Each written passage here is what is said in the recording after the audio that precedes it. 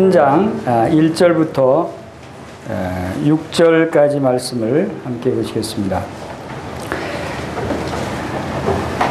다 같이 큰 소리로 함께 읽도록 하겠습니다. 시작. 그러므로 함께 하늘의 부르심을 입은 거룩한 형제들아, 우리의 믿는 도리의 사도시며 제사장이신 예수를 깊이 생각하라. 저가 자기를 세우신 이에게 충성하기를 모세가 하나님의 온 집에서 한 것과 같으니, 저는 모세보다 더욱 영광을 받을 만한 것이 마치 집 지은 자가 그 집보다 더욱 존귀함 같으니라. 집마다 지은 이가 있으니 만물을 지으신 이는 하나님이시라. 또한 모세는 장래에 말할 것을 증거하기 위하여 하나님의 온 집에서 사원으로 충성하였고, 그리스도는 그의 집 맡은 아들로 충성하였으니, 우리가 소망의 담대함과 자랑을 끝까지 견고히 잡으면 그의 집이라.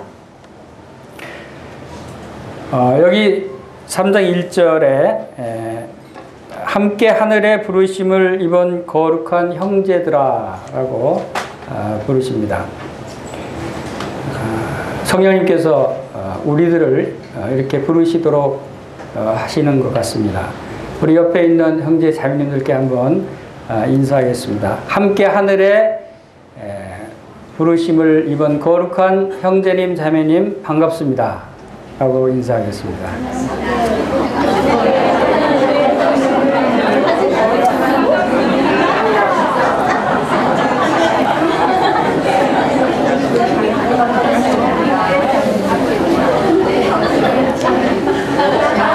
자, 형제님 자매님이 어떤 분인가를 이제 아시겠죠.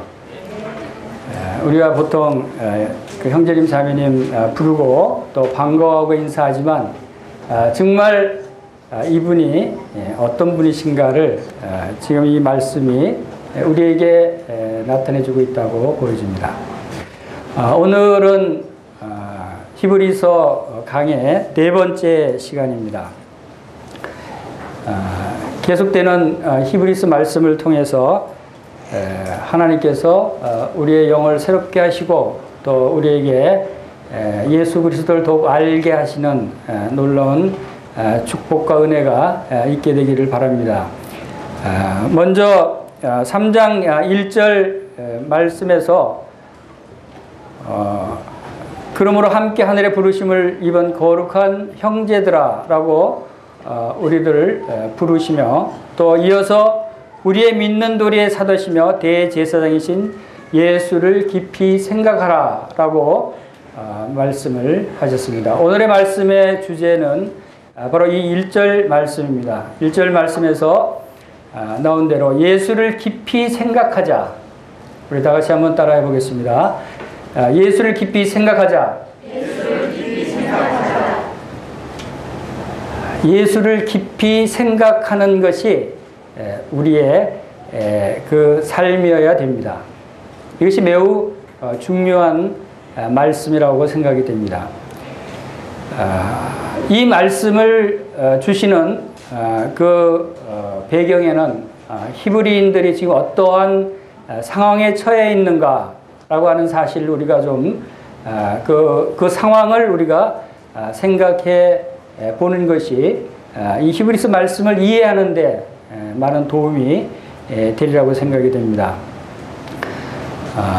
하나님께서는 히브리인들을, 이스라엘 백성들을 그 광야길 40년을 인도하시면서 그들에게 많은 그 교훈과 말씀과 또한 실제 삶에 있어서의 하나님의 놀라운 역사를, 기적을 나타내 보이심으로써 하나님이 어떠하신 분이신가 하는 것을 그들에게 보이셨어요. 그리고 말씀 가운데 신명기 8장 3절에서는 이스라엘 백성들을 그렇게 광야길에서 행하게 하시면서 그들을 낮추시고 또 그들을 배고프게 하시고 또 목마르게 하시고, 그러면서 그들에게 먹을 양식으로서 이 세상으로부터 오는 양식이 아닌 하늘로 내려오는 만나를 먹이시면서 그들을 인도하신 것은 그 목적이 뭐냐면 사람이 떡으로만 사는 것이 아니라 하나님의 입으로 나오는 말씀으로 사는 줄을 알게 하려 하셨다라고 하셨어요. 우리가 하나님의 말씀으로 살아야 되는 사람이라는 것을 나타내고 있는 것이죠. 우리가 무엇을 살아야 되는가? 그래서 우리가 하나님 말씀이 매우 중요하고 우리가 하나님 말씀을 배워야 되고 하나님의 말씀을 순종해야 되고 하나님의 말씀을 사모해야 되는 이유가 바로 여기에 있는 것이에요. 우리의 여러 가지 환난과 고난과 어려움들을 통해서 주님께서 나타내시고자 하시는 뜻도 이스라엘 백성들에게 나타내시는 뜻과 같이 우리가 이 세상으로 나오는 양식, 이 세상으로 나오는 것들로 우리가 부귀영화를 누릴 것이 아니라 우리가 무엇으로 살아가야 되냐 하면 하나님의 말씀으로 살아야 된다라고 하는 것을 우리에게 나타내시기 위해서 우리에게 고난을 주시고 우리에게 여러 가지 시련과 환난을 주시는 것임을 나타내 보이는 것입니다. 우리가 히브리서를 공부하면서 히브리서는 사실 이 매우 길지도 않은 것 같은 그런 짧은 책이지만 그러나 놀랍게도 이 속에는 구약과 신약의 모든 것을 다 포함한 놀라운 의미를 담고 있는 책이라고 우리가 볼 수가 있습니다. 여러분들이 만약에 어떻게 하면 구원을 받을 수 있는가라는 것이 궁금하시면 어디를 보는 것이 좋습니까? 로마서를 보는 것이 좋습니다. 그리고 이제 구원받은 여러분이 내가 구원받은 내가 어떠한 사람인가, 얼마나 하나님으로부터 어떤 축복을 받은 사람인가를 알기를 원한다면 어디를 보는 것이 좋습니까? 에베소서를 여러분들이 보시면 여러분들의 정체성을 잘 알 수 있게 됩니다. 그리고 여러분이 그 받은 구원이 얼마나 큰 구원이고 또 우리에게 이 놀라운 구원을 주신 예수 그리스도가 어떤 분이신가를 알기를 원한다면 여러분들 어디를 보는 것이 좋습니까? 히브리서를 공부하시는 것이 좋습니다. 물론 모든 성경이 다 그런 내용들을 조금씩 담고 있지만 집중적으로 그러한 주제들에 대해서 다루고 있는 것이 각각의 책의 내용들이 조금씩 다르다고 하는 것을 우리가 이해할 수 있어야 하는 것입니다. 그리고 이 히브리서를 주신 대상이 히브리인들이라고 했습니다. 이때 당시 히브리인들의 처해 있는 상황이 대단히 어려운 상황이었어요. 그들이 내적으로 또는 외적으로 상당히 어려운 가운데 있었던 사람들이다라고 하는 것을 우리가 이해를 하고 말씀을 보는 것이 좋습니다. 우선 내적으로 그들이 어떤 상태였느냐 하면 그들이 영적으로 상당히 어린 상태였어요. 내적으로 하나님의 말씀에 대해서 확신을 갖지 못하고 하나님 말씀을 많이 알지 못하는 그러한 상태에 있었다고 하는 것을 우리가 알 수 있어요. 그것을 우리가 어디서 볼 수 있냐면 히브리서 5장 12절에 보면은 그 한 장 넘기시면 히브리서 5장 12절에 때가 오려므로 너희가 마땅히 선생이 될 터인데 너희가 다시 하나님의 말씀의 초보가 무엇인지 누구에게 가르침을 받아야 할 것이니 젖이나 먹고 단단한 식물을 못 먹는 자가 되었도다. 대저 젖을 먹는 자마다 어린 나이니 의의 말씀을 경험하지 못한 자요. 바로 히브리인들의 지금 영적인 상태를 말해주고 있는 거예요. 이들이 예수님을 믿고 구원받은 지는 꽤 오래됐나 봐요. 그렇죠? 그들이 그 때가 오래므로 너희가 마땅히 선생이 돼야 될 때인데 아직도 말씀을 배워야 되는 그런 상태에 머물러 있다는 것을 지적하는 거예요. 여러분들은 예수님 믿은 지 얼마 됐습니까? 아직 얼마 안 됐죠? 오래되셨습니까? 오래되신 분들은 어떻게 되어야 된다고 써져 있죠? 다 같이 따라해보세요. 마땅히 선생이 되어야 된다. 예수님 믿은 지 때가 오래된 분들은 마땅히 하나님의 말씀을 잘 알고 그것을 가르칠 수도 있어야 된다는 거예요. 믿은 지 오래됐는데도 여전히 말씀을 잘 모르고 누가 물어봐도 그거 우리 목사님한테 물어봐. 우리 목사님은 잘 아실 거야. 이렇게 할 거예요. 언제까지나? 그것은 주님이 원하시는 것이 아니다. 물론 말씀의 은사가 특별한 사람이 있고 교사의 은사를 가진 분이 따로 있을 수 있어요. 그러나 특별한 은사를 그렇게 주셔서 특별히 그러한 일을 잘하게 하시지만, 그러나 주님은 모든 성도들에게 원하시는 것은 말씀을 잘 알기를 원하셔요. 그리고 그것을 누구에게나 가르칠 수 있게 되기를 원하신다는 거예요. 왜? 그래야 내가 말씀 안에서 확신을 가져야 이 세상 많은 어려움과 풍파와 또한 세상의 유혹들로부터 그들을 물리치고 이겨낼 수가 있기 때문에, 우리의 믿음을 더욱 견고히 할 수 있기 때문에, 그래서 우리가 말씀을 배워야 하는 이유. 여러분들 말씀을 배울 기회가 없어서 못 배웁니까? 교회에서 또 성경 공부 시간에 또 각 그룹별로 여러분 또 집에서 또 방송을 통해서 라디오를 통해서 요즘 말씀을 배우기를 듣기를 원하는 마음만 있으면 여러분이 언제 어디서나 수많은 얼마든지 들을 수 있어요. 요즘 인터넷으로 방송으로 라디오로 책으로 얼마나 우리 주위에 말씀을 많이 들을 수 있는 기회가 있습니까? 우리가 말씀을 배우지 않는 것은 우리 마음이 없기 때문에, 그 말씀을 사모하지 않기 때문에. 그러나 주님은 마땅히 이제 선생이 되어야 될 것을 여러분들에게 기대하고 계신다. 그래서 여러분들이 말씀을 배울 수 있게 되기를 바랍니다.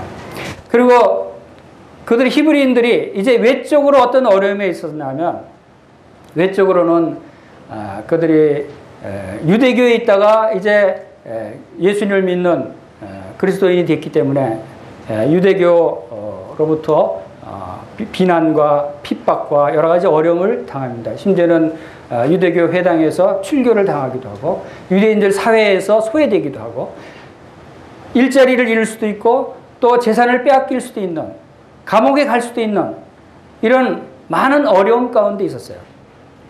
이런 어려움 가운데 있을수록 더욱 말씀 안에서 말씀을 붙잡고 말씀 안에서 확신 가운데 있다면 그들이 능히 그런 어려움을 극복할 수 있을 텐데, 그것이 히브리인들에는 부족했어요.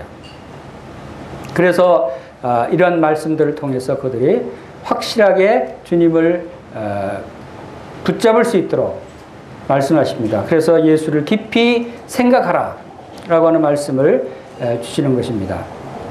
자, 우선 1절로 들어가 보겠습니다. 본문 1절에 보면은 그러므로 함께 하늘의 부르심을 입은 거룩한 형제들아, 예수님을 깊이 생각하라 라고 하는 그 말씀을 주시면서 그 전에 말씀하신 것이 형제들아 라고 부릅니다. 그것은 뭡니까? 형제들인데 어떤 형제들을 나타내고 있는가를 설명하고 있는 거예요. 그런데 그것은 예수님을 깊이 생각해야 되는 너희 자신이 누구인가를, 너희 자신의 정체성을 알으라는 거예요. 우리가 예수님을 깊이 생각하기 전에 내가 그러면 누구인가를 먼저 알아야 된다는 거예요. 그래서 여기 보면은 우리를 부르면서 형제들아 하면서 이 형제들을 부르면서 수식어가 4가지가 달려 나옵니다. 우리 보통 어떤 성경 말씀에 기록될 때 수식어가 한두 개 수식어가 붙는 게 보통이에요. 그러나 여기는 무려 4가지 수식어가 이 형제들에게 붙어서 나옵니다. 그것이 어떤 의미인가를, 형제들이 어떤 사람인가를 나타내 보여주고 있는 거예요. 그것이 첫 번째가 어떤 수식어입니까? 함께라는 수식어가 붙어 나옵니다. 두 번째는 하늘에라고 하는 수식어가 붙어서 나옵니다. 세 번째는 부르심에 대한 수식어가 붙어 나옵니다. 그리고 네 번째는 거룩한이라는 수식어가 붙어 나옵니다. 여러분들이 어떤 사람들이라는 것을 말씀해 주고 있는 것이에요. 함께 하늘에 부르심을 입은 거룩한 형제들이다 라고 하는 것을 말해주고 있는 거예요. 이 함께라는 것은 무슨 뜻입니까? 이 함께는 헬라어로 메토코아라는 그러한 단어입니다. 이 메토코아라는 단어의 원어의 의미는 동참자, 참여자라고 하는 의미입니다. 동참하고 참여한다. 그래서 이 함께 라고 하는 단어는 성도들이 함께, 2가지 의미를 우리가 여기서 해석할 수 있는데, 우리 모든 형제들이 함께 동참한다. 무엇에 동참하느냐? 그것은 그 다음에 나타내주고는 하늘의 부르심에 함께 동참한 사람들이다. 함께 가는 사람들이다. 우리는 하나다. 우리는 하나의 공동체다. 라고 하는 것을 의미하는 거예요. 함께라는 단어가 우리에게 매우 중요한 것입니다. 여러분 따로따로 갈 사람들이 아니에요. 여러분 옆에 있는 형제 자매님들이 이 세상에 사는 날 몇십 년 동안 보고 못 볼 사람들이 아니라는 거예요. 우리는 싫어도 영원히 봐야 될 사람들이에요. 여러분 혹시 형제 자매들이 보기 싫은 사람 있습니까? 영원히 어떻게 보기 싫어할 거예요? 빨리 그것을 푸십시오. 그래서 빨리 사랑스러운 보고 싶은 그런 사람으로 빨리 만드십시오. 그렇지 않으면 여러분 평생 영원토록 보기 싫은 사람하고 같이 있을 거예요? 그럴 수 없잖아요. 그래서 우리가 함께 된 사람들이다. 얼마나 우리가 형제 자매를 사랑하고 아끼고 섬겨야 되는가 하는 이유가 바로 여기 있는 것입니다. 그리고 또 이 함께는 또 다른 의미로 해석할 수 있는 것이 우리는 예수 그리스도와 함께 된 사람들이다. 예수 그리스도, 주님께서도 하나님께 아버지께 기도할 때 아버지와 나와 하나 된 것 같이 저희도 하나가 되게 해 주시옵소서. 하나님과 주님이 하나이듯이 우리도 주님과 하나라는 거예요. 그리고 우리는 바로 주님의 죽으심과 함께 죽었고 주님이 장사지는 바 되었을 때 함께 장사되는 바 되었고 주님이 부활하셨을 때 주님과 함께 부활된 주님과 연합된 자라고 하는 사실을 로마서 6장에서 자세히 말씀하고 있는 거예요. 우리는 주님과 함께 된 사람들이에요. 그 의미는 또 주님이 죽음의 고난 받으신 후에 영광과 존귀로 관쓰셨어요. 하나님께서 주님께 주신 그 창세전부터 주님께 주신 그 영화를 이제 주님은 다시 찾으셨어요. 그 영화를, 그 영광을 이제 우리도 천국에서 함께 주님과 함께 누릴 수 있다고 하는 사실을 말씀해 주고 있는 거예요. 얼마나 놀라운 말씀이에요. 우리는 주님과 함께 된 자들이에요. 우리는 성도들이 함께 된 자들이에요. 그리고 두 번째 수식어를 보십시오. 두 번째 수식어는 뭡니까? 하늘의 부르심을 입었다. 하늘. 우리가 어디서부터 난 자들인가를 나타내주고 있는 거예요. 우리의 근본이 어딘가를 나타내주고 있는 거예요. 우리는 이 땅에서부터 난 사람들이 아니라는 거예요. 우리 육신은 비록 이 땅에서 났지만 그러나 우리의 영혼은 이제 우리의 새 사람은 이제 우리의 그 생명은 바로 하늘로부터 온 자들이다. 우리의 근본은 바로 하늘에 있다. 하나님으로부터 온 자들이다. 라고 하는 사실을 나타내고 있는 겁니다. 그것은 또 무엇을 의미합니까? 그것은 우리는 하늘의 모든 축복들을 누릴 사람들이라는 거예요. 하늘에 속해 있는 사람들이라는 거예요. 그리고 에베소서 1장 3절에서도 찬송하리로다. 네, 하나님 곧 우리 주 예수 그리스도의 아버지께서 하늘에 속한 모든 신령한 복으로 우리에게 복 주셨다라고 말씀을 하셔서 하늘에 속한 모든 신령한 복으로 우리에게 복 주셨습니다. 그리고 빌립보서 3장 20절에서도 우리의 시민권은 하늘에 있는지라. 우리는 하늘에 시민권이 있는 사람들이고 또 우리의 낮은 몸을 그리스도의 영광의 몸의 형체와 같이 변케 하시리라고 하는 말씀을 통해서 우리가 주님과 함께 변화될 몸이다. 썩지 않을 몸으로 변화될 그러한 사람들이다라고 하는 사실을 여기서 볼 수 있습니다.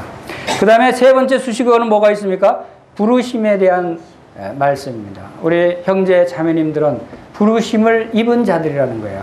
그것이 함께 하늘의 부르심을 입은 자들이다. 그것이 누구로부터의 부르심을 받은 자들입니까? 하나님으로부터 부르심을 받은 자들. 어디로부터 부르심을 받았다고요? 하늘로부터 부르심을 받았다는 것입니다. 여러분, 부르심을 이 땅에서도 부르심을 받은 적이 많죠.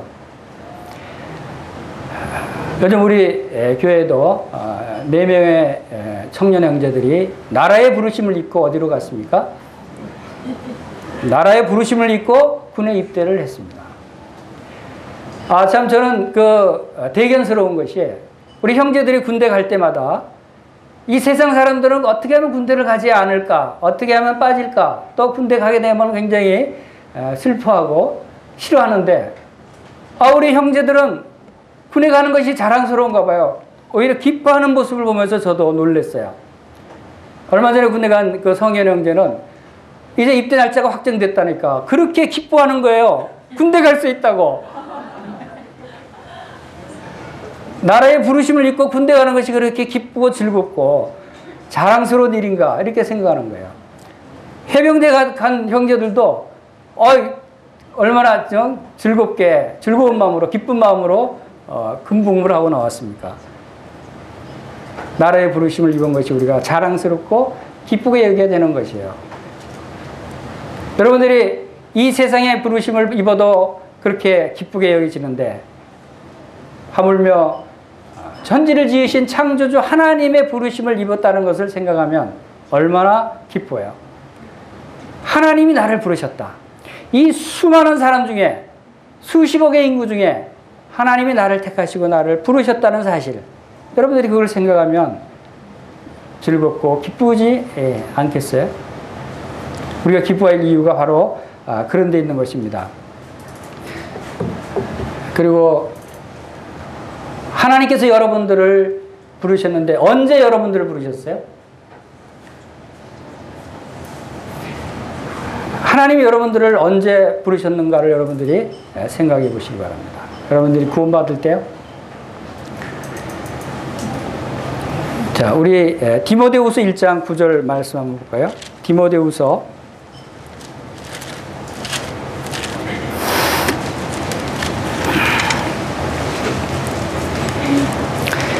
1장 9절 다 같이 읽겠습니다. 시작. 하나님이 우리를 구원하사 거룩한 부르심으로 부르심은 우리의 행위대로 하심이 아니요 오직 자기 뜻과 영원한 때 전부터 그리스도 예수 안에서 우리에게 주신 은혜대로 하심이라.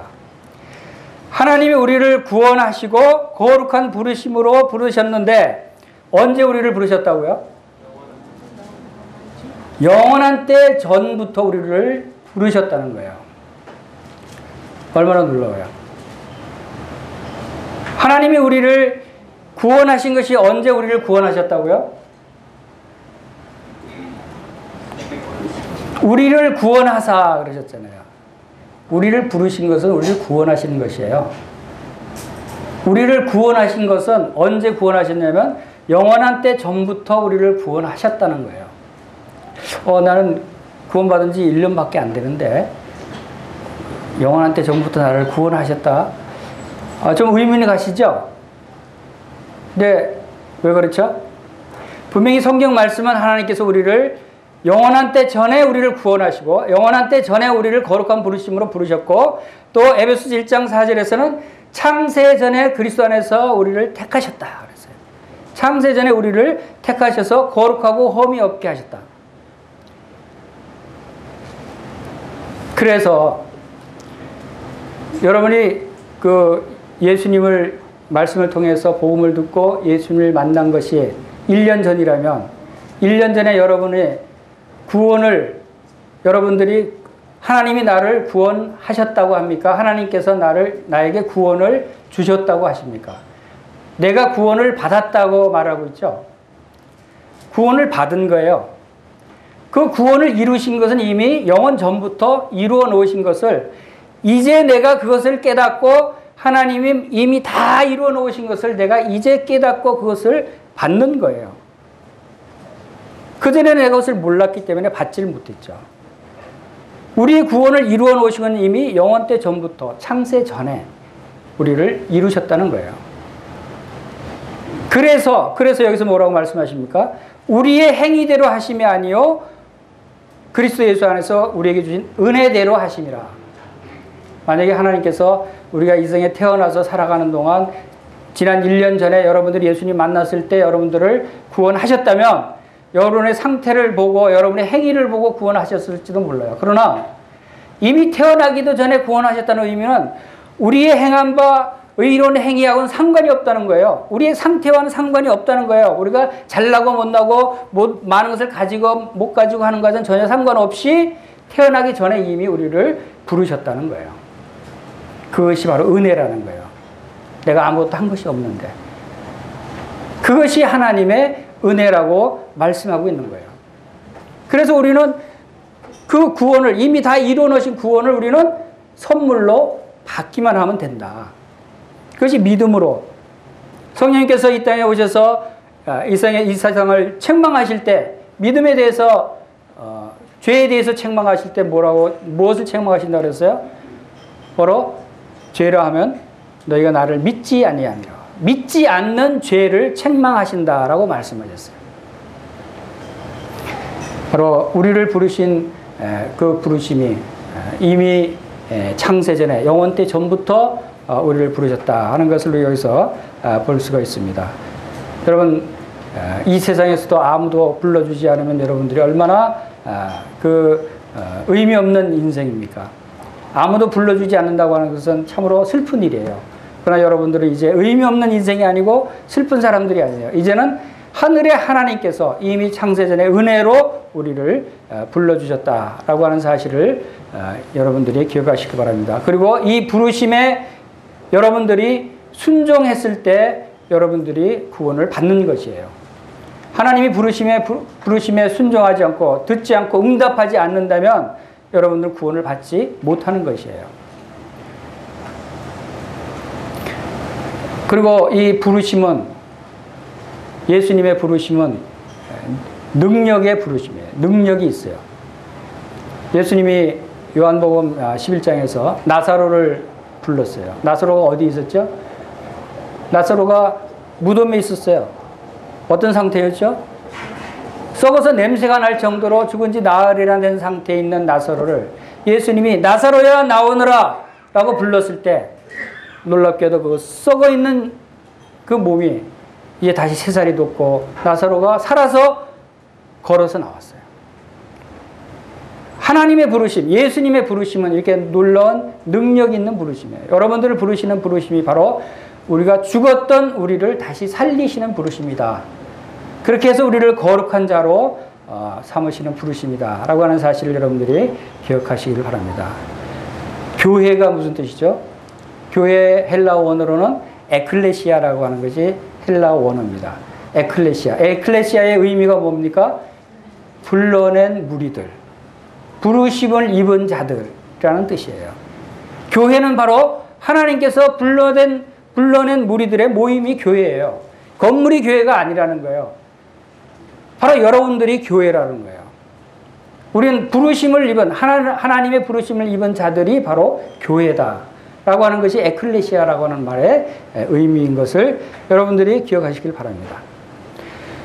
하나님께서 여러분들을 부르셨어요. 그 부르심의 목적이 있습니다. 목적 없이 부르실 리가 있겠어요? 그렇죠? 여러분을 부르신 목적이 뭔가를 여러분들이 생각해 보시길 바랍니다. 주님께서 베드로를 부르셨을 때 베드로는 왜 불렀죠? 사람을 낚는 어부가 되게 하기 위해서 베드로를 불렀어요. 사도 바울을 불렀어요. 다메섹 도상에서 그리스도인들을 핍박하고 잡아가려고 하는 그 악한 사울을 주님이 다메섹 도상에서 만나서 그를 부르셨어요. 왜 불렀다 그랬죠? 사울을?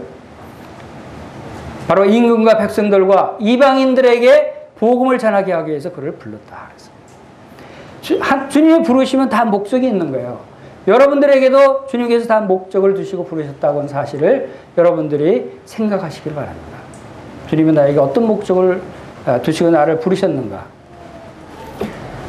모든 성도들의 궁극적인 목적은 뭡니까? 그것은 바로 우리가 하나님의 영광에 찬송이 되게 하시기 위해서 우리를 부르셨어요. 베드로도 그렇고 사울도 그렇고 우리들도 하나님의 영광의 찬송이 되게 하시기 위해서 우리를 부르셨는데 그 영광의 찬송이 되게 하시기 위해서 각각의 길이 다르다는 거예요. 각각의 은사가 다르고 각각의 우리에게 주신 환경과 나를 통해서 하시고자 하는 일들은 다르시다는 거예요. 그래서 나에게 주신 그 일을 내가 순종할 때 주님께서 영광을 받으시게 된다는 것을 여러분들이 기억하시길 바랍니다. 그 다음에 부르심에 소망이 있습니다. 부르심의 소망이 있는 것을 에베소서 1장 17절에서도 바로 우리의 지혜와 계시의 정신을 주사 하나님을 알게 하시고 너희 마음의 눈을 밝히사 부르심의 소망이 무엇인지 우리에게 주신 기업의 영광이 무엇인지 알게 하기를 원하노라 그랬어요. 우리에게 주신 부르심의 소망이 무엇인지를 우리가 알게 하기를 사도 바울은 기도했어요. 우리의 소망은 무엇입니까? 여러분의 부르심의 소망이 있습니까? 소망이 무엇이죠? 우리의 소망은 첫째로 예수 그리스도가 우리에게 있다는 거예요. 예수 그리스도 자신이 우리에게 소망이에요. 하나님이 우리에게 소망이에요. 그분이 나를 부르신 그분이 나의 소망이다. 그리고 그분을 통해서 나에게 주신 모든 하늘에 속한 신령한 복들, 나에게 주시는 또한 이제 부활의 썩지 않을 몸을 입게 될 그 부활의 그 소망, 또 우리가 주님께서 재림하실 때 맞이하게 될 그 소망, 주님과 함께 천년왕국에서 다스리게 될 소망, 이제 새하늘과 새 땅에서 영원히 하나님께 영광과 찬양과 경배를 올리면서 그분께 영광을 돌리게 될 그런 소망, 이것이 우리의 부름의 소망이다 라고 하는 것을 여러분들이 생각하시기를 바랍니다. 또 부르심에 상이 있어요. 부르심에는 꼭 상이 따른다고 하는 사실을 우리가 성경을 통해서도 우리가 알 수 있습니다. 사도 바울도 빌립보서 3장 14절에서 기록하기를 표대를 향하여 그리스도 예수 안에서 하나님의 위에서 부르신 부름의 상을 위하여 내가 쫓아가노라. 하나님의 위에서 부르신 부름의 상을 위해서 쫓아간다. 여러분도 상을 위해서 여러분의 부르심을 쫓아가시기를 바랍니다. 어떤 사람은 난 상까지 바라지 않아 라고 겸손하게 얘기하는 사람도 있어요. 그러나 상을 바라는 것이 주님의 뜻이에요. 바라는 것이. 왜냐하면 모세도 애굽의 모든 보화보다도 그리스도와 함께 받는 능력을 더 큰 재물로 여긴 이유가 뭐냐면 바로 상 주실 일을 하나님께서 그에게 상을 주실 것을 그가 믿었기 때문에 이 땅에 있는 모든 보화보다 더 큰 상을 주신다는 거예요. 바로 믿음이 있는 사람은 하나님께서 우리에게 그를 찾는 자에게 상 주시는 이심을 믿어야 할지니라 라고 말씀하셨어요. 우리는 상급을 바라볼 수 있어야 돼요. 그래서 우리 자신의 영광을 위한 상급이 아니라 주님을 위한 상급의 영광이에요. 근데 천국에 가면 영원토록 우리는 하나님 보좌 앞에서 하나님과 어린 양 되시는 예수 그리스도를 경배합니다. 영원토록 그분을 찬양합니다. 영원토록 그분께 영광을 돌려드리는 일을 천국에서 우리 영원토록 하는 거예요. 천국에서 하는 거의 모든 일이 아마 하나님께 영광을 돌리는 일인 것 같아요. 요한계시록에 보면은 영광을 돌리는 일밖에 나오질 않아요. 얼마나 좋습니까? 근데 그 영광을 돌릴 때, 24장로들이 보좌에서 하나님께 영광을 돌릴 때 무엇을 하나님께 던져드렸어요? 면류관을 던져드렸어요. 그들이 받은 상을, 면류관의 상을 하나님께 던져드리면서 하나님께 영광을 돌린 거예요. 여러분들은 천국에 가서 하나님 보좌에 던져드릴 면류관이 있으십니까? 여러분이 상을 받아야 그 면류관을 던져드릴 수 있는 거예요. 그냥 빈손으로 영광을 돌리고 말 겁니까? 우리가 상을 바라보는 것은 사도 바울이 그 부르심의 상을 위해서 쫓아간 이유가 바로 그것을 알았어요. 그는 내가 이 상을 받는 것이 나를 위한 상이 아니라 내가 나중에 하나님께 영광을 돌려드릴 그 면류관이다. 그 상을 받는 것이 곧 내가 하나님께 영광을 돌려드리고 하나님을 높이는 것이다. 그것을 알았기 때문에 상을 위해서 쫓아갔다라고 하는 사실을 우리가 알 수가 있습니다. 여러분들도 이 부르심의 상을 위해서 쫓아가시기 바랍니다. 분명히 하나님은 우리에게 상급을 예비하신 분이십니다. 그리고 이제 이 부르심을 생각할 때 우리가 이 땅에서 부르심에 합당한 생활을 할 것을 또한 말씀하고 있는 부분이 에베소서 4장 1절입니다. 에베소서 4장 1절 말씀 함께 보겠습니다.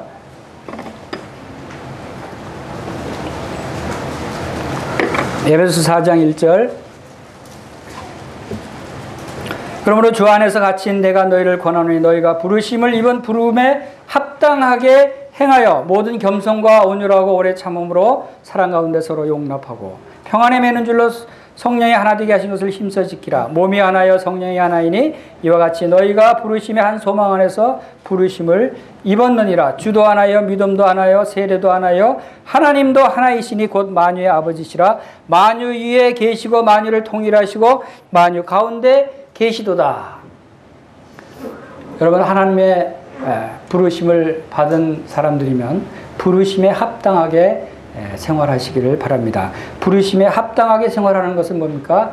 바로 겸손과 온유로 오래 참음과 사랑 가운데 서로 용납하는 것. 이것은 바로 그리스도의 마음이에요. 그리스도의 마음을 품으라는 거예요. 그리고 또 한 가지 중요한 것은 바로 하나 되라는 거예요. 성령이 하나 되게 하신 것을 힘써 지키는 것이 우리가 부르심에 합당한 생활을 하는 것이다. 여기서 성령이 하나 되게 하심을 힘써 지키라고 하시면서 우리가 하나 된 것이 7가지가 하나 됐다고 하는 사실을 말씀하고 있습니다. 7가지가 뭡니까? 몸이 하나예요. 성령이 하나예요. 그리고 한 소망이고 주도 하나이고 믿음도 하나이고 세례도 하나이고 하나님도 하나이시다. 우리는 하나라는 거예요. 우리는 함께 가는 사람들이에요. 함께 부르심을 이루는 사람들이 돼요. 그리고 이제 형제들의 그 수식어 중에서 4번째, 거룩한 형제들아 라고 말씀하고 있는 것을 우리가 봅니다. 우리는 형제 자매님들, 하나님의 부르심을 입은 하나님의 자녀로 거듭난 성도들은 거룩한 성도들이다 라고 하는 사실을 우리가 다시금 기억하게 합니다. 우리는 형제들아, 그리고 이 거룩한 형제들아 라고 부릅니다. 주님은 히브리서 2장 11절에서도 우리가 살펴본 대로 형제라 부르기를 부끄러워하지 아니하셨다 그랬어요. 예수님이 우리를 형제라 부르기를 부끄러워하지 아니하셨어요.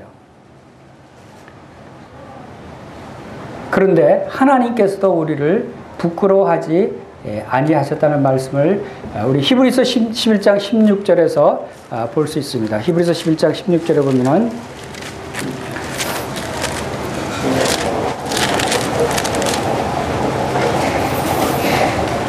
저희가 이제는 더 나은 본향을 사모하니 곧 하늘에 있는 것이라. 그러므로 하나님이 하나님이라 일컬음을 받으심을 부끄러워 아니하시고 저희를 위하여 한 성을 예비하셨느니라.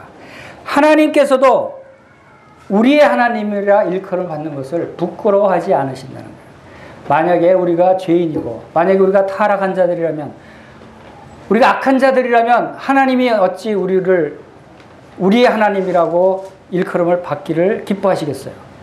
부끄러워하시겠죠? 난 저런 자식 준 적이 없는데. 그러나 하나님 우리를 부끄러워하지 않는다는 것은 우리를 거룩한 자로 이제 바꿔주셨다는 거예요. 우리가 거룩한 자로 부르셨다는 거예요. 우리의 신분적으로 거룩한 자가 됐다는 사실을 여러분들이 기억하시기를 바랍니다. 이러한 형제들.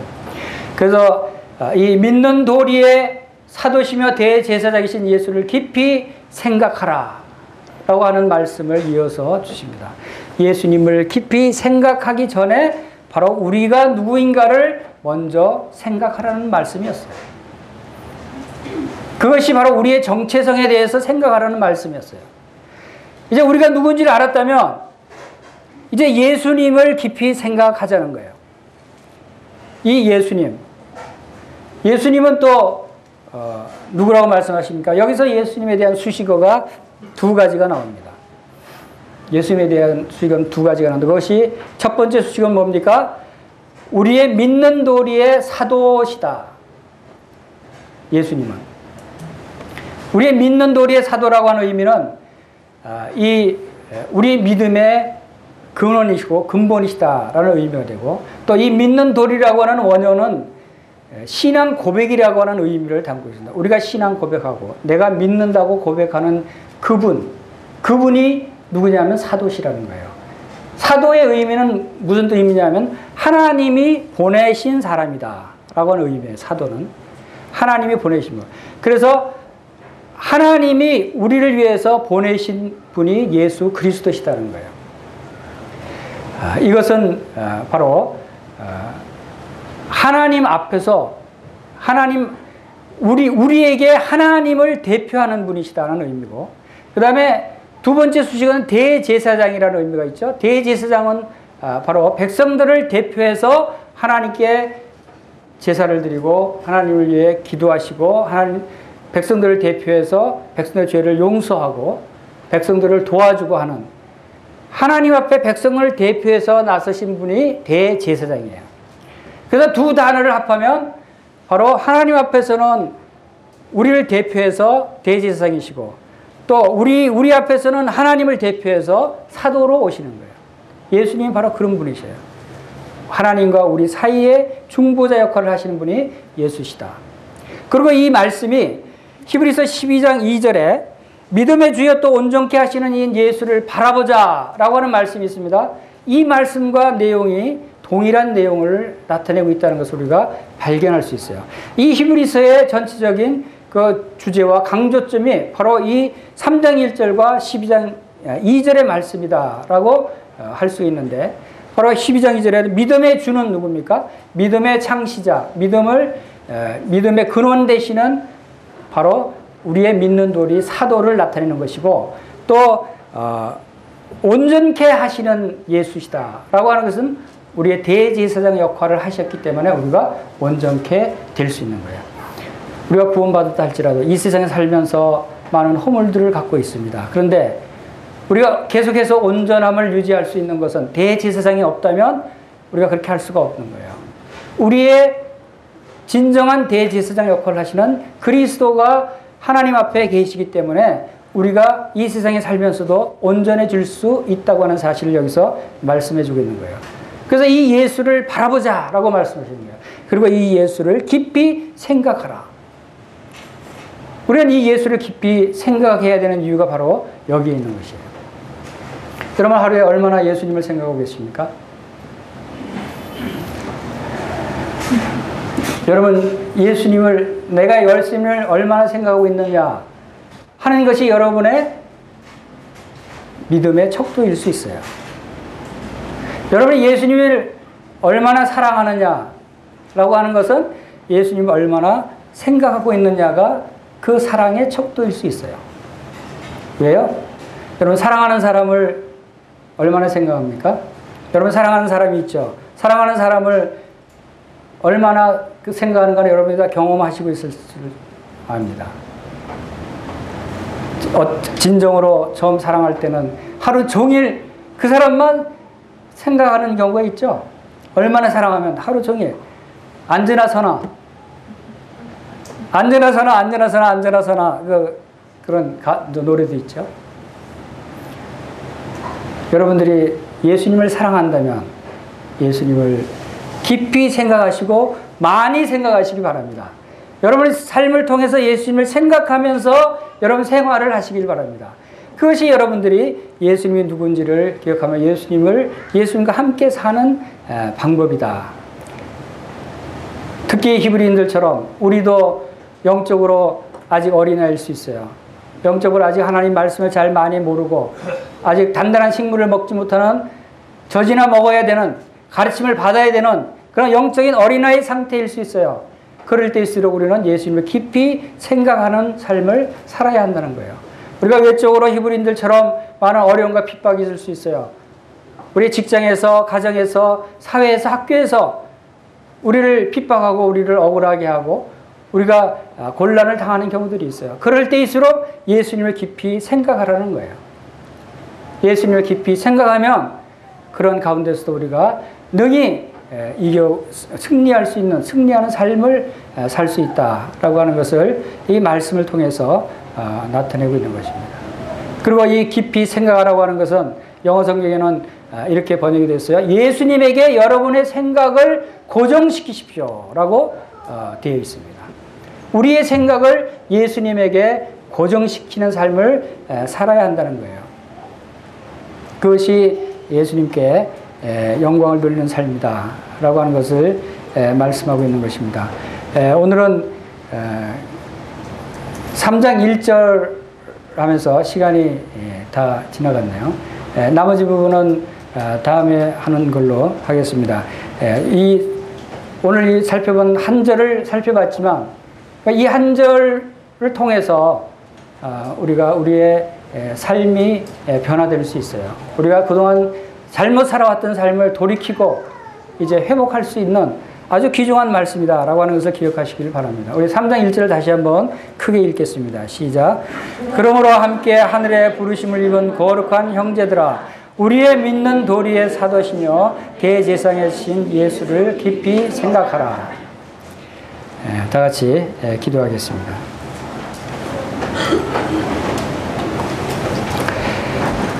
아버지 하나님,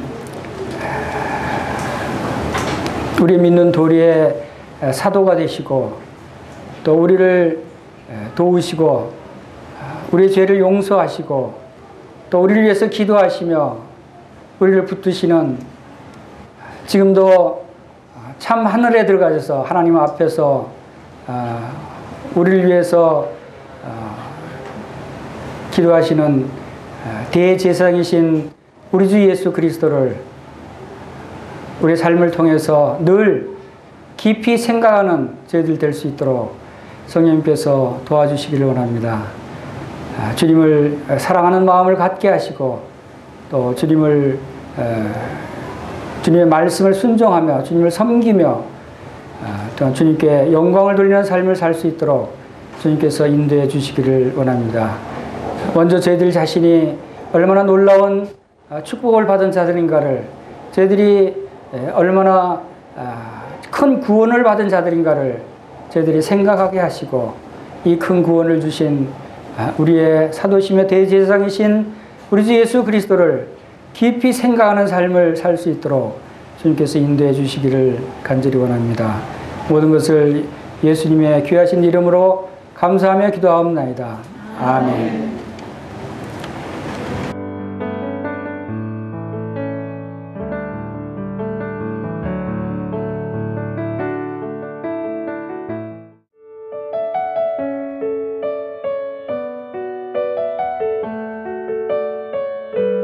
you.